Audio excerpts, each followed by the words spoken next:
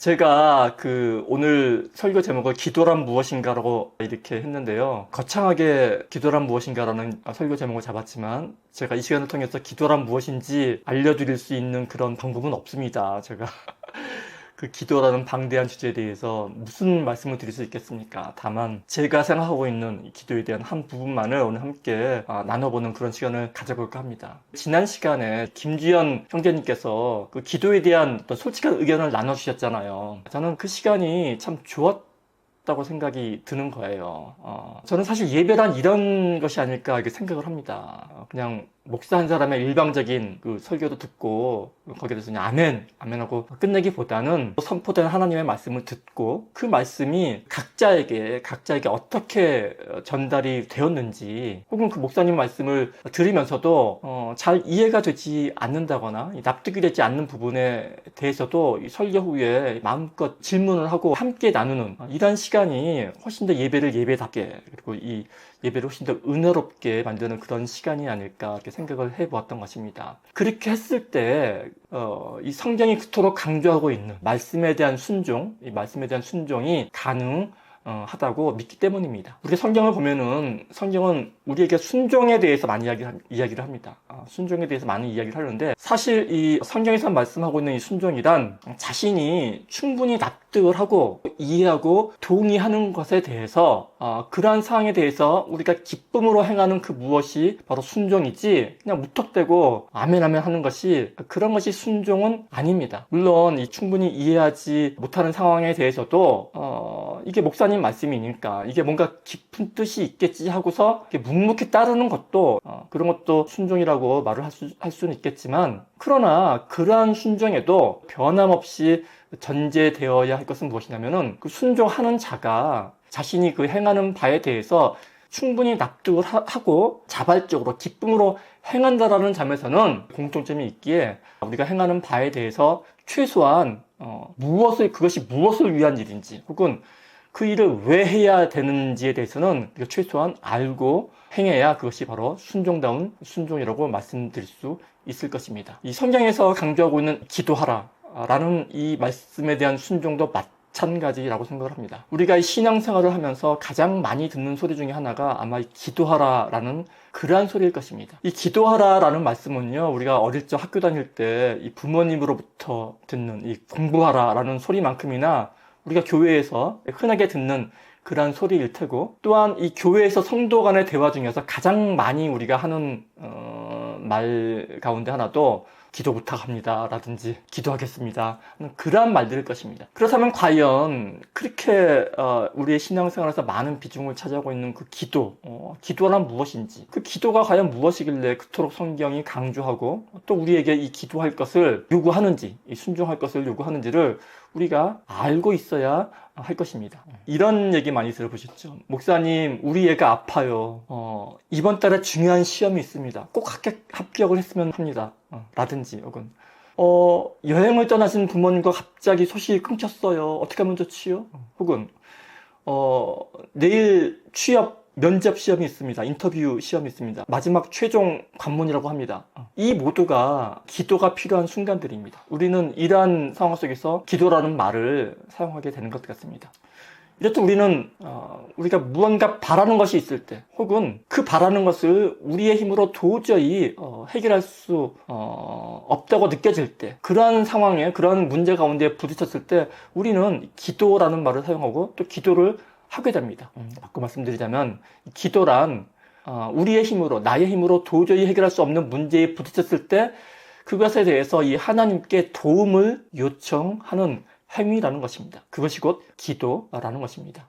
하나님 도와주세요. 하나님 도와주세요. 이렇게 우리가 기도를 할 때, 간구를 할 때, 그러면 정말 거짓말처럼 어느새 그 문제가 해결되어 있는 것을 우리는 숱하게 경험을 하게 됩니다. 우리는 이러한 현상을 가리켜서 기도 응답이라고 하고, 사실 교회에 가면 이렇게 절실한 상황 가운데서 기도를 하고 이에 대한 응답을 받은 그런 수많은 기도에 관한 간증거리가 넘쳐나죠. 그래서 사실 대부분의 기독교인은 이 기도하는 것과 이 신앙생활 하는 것을 동일하게 바라보기도 합니다. 그래서 이 교회마다 새벽기도라든지 철야기도, 헌신기도 뭐 이런 각종 기도회가 있고 또 그런 기도회를 강조하는 이유이기도 할 것입니다. 그러고 보면 이 기도라는 것은 예배와 아울러 이 교회 모임을 이 세상 모임과 구별짓게 만드는 그런 커다란 요소 중에 하나가 아닐까 생각을 하게 되는 것입니다. 그런데 기도에 대해서 이런 생각을 해보다가도 한 가지 의문점이 생깁니다. 그게 뭐냐면은 이 신약 성경에서 예수님께서 우리에게 어떻게 기도해야 할지를 가르쳐 주시는 그 말씀이 있습니다. 주기도문이죠. 기도에 대한 모범 답안이라고 할 수 있는 그 주기도문을 보면은 거기에는 이렇게 기도하라고 말씀하시죠. 이 땅 가운데 하나님의 뜻이 이루어지기를 기도하고 이웃을 사랑하고 용서하기를 기도하고 우리에게 일용할 양식, 그저 하루 버틸 일용할 양식을 위해서 기도하라고 하셨지, 우리가 이 교회에서 날마다 기도하는 것처럼 우리 아들 시험에 붙게 해주세요, 사업 잘 되게 해주세요, 병 낫게 해주세요, 이렇게 기도하라는 그러한 내용은 우리가 주기도문 가운데서 발견할 수 없다라는 사실입니다. 그렇다면 우리는 도대체 무엇을 어떻게 기도해야 하는 것일까요? 우리 바라는 것을 이루게 해달라고 기도를 하면 기복신앙이라고 해서 좀 얕잡아보고, 그래서 이 기복신앙이 되지 않게 하기 위해서 기도를 하려고 하면은 사실 기도할 내용이 별로 없죠. 그러면 도대체 기도는 무엇이며 왜 해야 하는 것이며 무엇을 위해 하는 것인지 그런 혼란이 오는 것입니다. 서점에 가면은 신앙 관련된 서적만 모아놓은 코너가 있죠.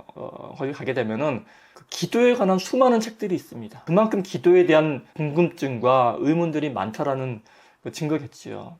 보게 되면 저마다 다들 그 한 가닥씩 하는 그 유명한 그런 수많은 그런 저자들이 그 기도에 대한 통찰력 있는 그런 정의와 그러한 설명들을 책에 써 놓았습니다. 그 중에서 저는 개인적으로 기도란 하나님과의 대화다라는 그런 정의가 가장 그 기도의 본뜻과 가깝지 않나 생각을 합니다. 여러분들도 아마 많이 들어보셨을 거예요. 그리고 동의를 하실 것입니다. 그래서 사실 기도를 이 하나님과의 대화라고 생각을 한다면은 기도에 대한 많은 부분들이 해결이 됩니다. 시험에 붙게 해달라는 기도도, 병을 낫게 해달라는 기도도, 또 사업이 잘 되게 해달라는 기도도 다 가능해지죠. 왜냐하면 자녀가 부모에게 대화하듯이 이런 것들을 다 하나님께 대화하듯이 나눌 수 있기 때문입니다. 기도할 수 있기 때문입니다. 그런데 이 기도를 단지 이 하나님과의 대화라는 단편적인 정의에서 멈춰버린다면은 그러면 여전히 우리는 기도에 대해서 이 혼란스러울 수밖에 없을 것입니다.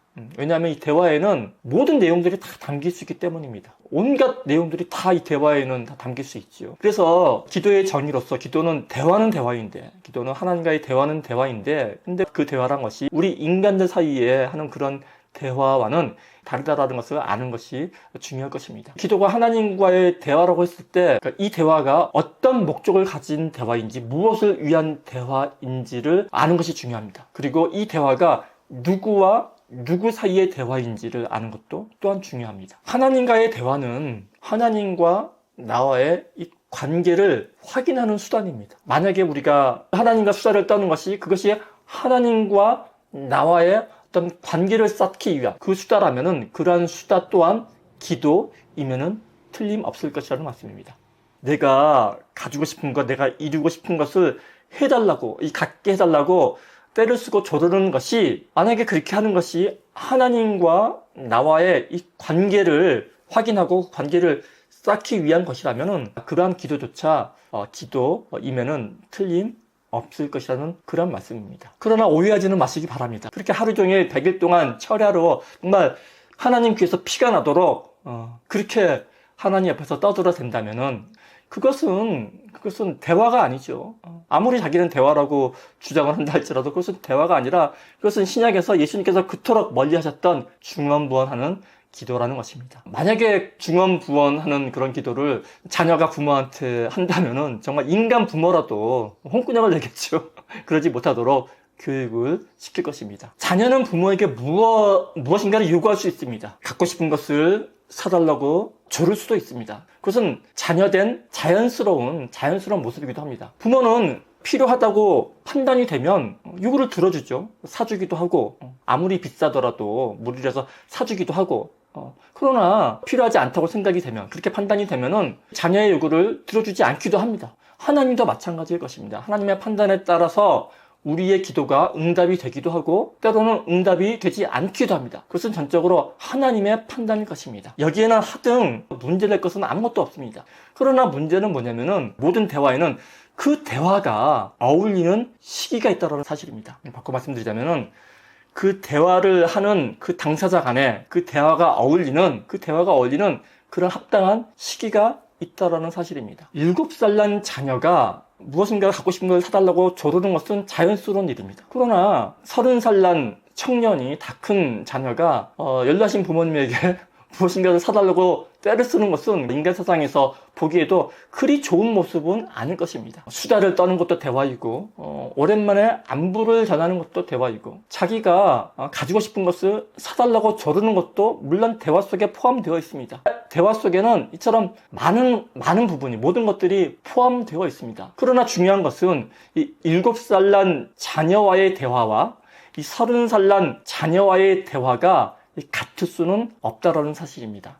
같아서는 안 된다라는 그러한 사실입니다. 그런데 가만히 보면 이 기도가 문제가 되고 있는 시점에서 우리 가만히 생각해 보면은 우리는 이 교회에서 늘 이 7살 난 자녀로서의 기도하는 법만 배우는 것 같아서 그래서 안타까운 면이 있는 것입니다. 그래서도 우리가 이 기도에 대해서 혼동을 하는 것 같다라는 생각이 드는 것입니다. 성경은 어린아이를 사랑합니다. 예수님께서는 천국은 어린아이 같은 자만이 들어갈 수 있는 곳이라면서 이 어린아이가 예수님에게 다가오는 것을 금하지 않으셨습니다. 이토록 성경은 어린아이를 사랑하지만 그리고 무엇보다도 그들의 요구, 그들의 말, 그들의 기도를 그 무엇보다도 먼저 들어주시지만 그러나 그와 함께 무엇보다도 우리가 어린아이에서 장성한 분량으로 성장할 것을 명령하고 권면하고 또한 가르치신다라는 점입니다. 이 장성한 분량으로 자라난 자녀는요, 부모에게 섣불리 그렇게 사달라고 조르지 않을 것입니다. 그렇죠?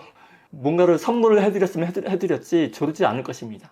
그러나 또한 여기서도 오해하시면 안 되는 게 꼭 그런 것만은 아닙니다. 그러니까 우리는 목사님 그러니까 성숙한 신앙인이라면 하나님께 조르면 안 된다는 거 아닙니까? 결국은 그 말씀이시네요. 그렇게 가면 또 안 된다는 것입니다. 장성한 분량으로 자라난 자녀는 비록 부모에게 무엇인가를 사달라고 조르지는 않겠지만 그러나 이 장성한 30살 난 사회의 삿발을 지닌 이 자녀가 자신의 인생을 살게 하면서 자신의 인생의 청사진을 부모 앞에 딱 내려놓고 제가 이러이러해서 이러한 일을 한번 해보고 싶습니다.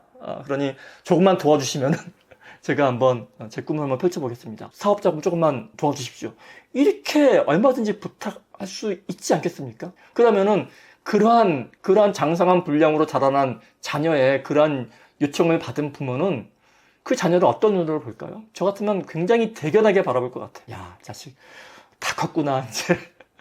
그래서 정말 여건이 허락한다면은 정말 집을 팔아서라도 아파트를 팔아서라도 그 아들의 사업 자금을 대주는 게 그게 보통의 인간 부모로서도 그 일을 기쁘게 할 거라는 것이죠. 그렇다라는 겁니다. 그러니까 결론은 뭐냐면 제가 여러 가지 말씀을 드렸는데 우리는요 기도할 때 자유함을 누려야 합니다. 이렇게 기도하면 기복신앙이니까 안 되고 기도는 주기도문에서 하는 것처럼 이렇게 기도해야 되는 거고 어떻게 해야 되는 거고 이런 거에 얽매인다면은 그거는 그 자체가 벌써 참다운 기도가 아니라고 생각을 하는 거죠. 우리가 만약에 기도할 때 이게 이렇게 기도하는 게 맞나? 이게 하나님이 좋아하실까 싫어하실까를 따지고 있다면은 만약에 기도할 때 우리가 그런 생각을 하고 있다면은 그거는 이미 성경에서 말하고 있는 기도다운 기도를 하고 있지 않다라는 말씀을 드리고 싶은 것입니다. 그래서 끝으로 이런 말씀을 드리면서 말씀을 맺고자 합니다. 만일 여러분들이 기도를 할 때 혼란스러우신다면 기도할 때 기도가 맞는 기도인지 이런 걸 기도해도 이게 옳은 건지 그런 건지 그런 생각이 드신다면은 한번 이렇게 한번 생각해 보십시오. 내가 지금 무엇을 기도하고 있는지가 아닌 이렇게 기도하고 있는 게 맞는가? 이걸 구해도 되는가? 그러니까 이렇게 무엇을 기도하고 있는지가 아닌 내가 어떠한 신분으로서 기도하고 있는지를 먼저 생각해 보시란 말씀입니다. 내가 7살 난 어린 자녀로서 기도를 하고 있는지 아니면 내가 30살 난 장성한 분량으로 자라난 그러한 사람으로서 기도하고 있는지를 먼저 생각해 보시는 게 빠른 생각이지 않을까 하는 생각이 드는 것입니다. 다시 한번 정리를 하자면은 기도할 때는요, 7살 난 어린아이도 자유함을 누리고 기도를 하는 것이고요.